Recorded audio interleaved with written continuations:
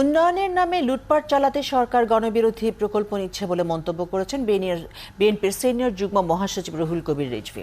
বিএনপির নয়াপল্টন কার্যালয়ের সামনে এক কর্মসূচিতে অংশ নিয়ে এসব কথা বলেন তিনি। তীব্র গরমে খাবার পানি এবং স্যালাইন বিতরণের এই কর্মসূচিতে রিজভী বলেন, সরকারের ব্যর্থতার কারণে খাদ্যপণ্য আমদানি করতে হচ্ছে।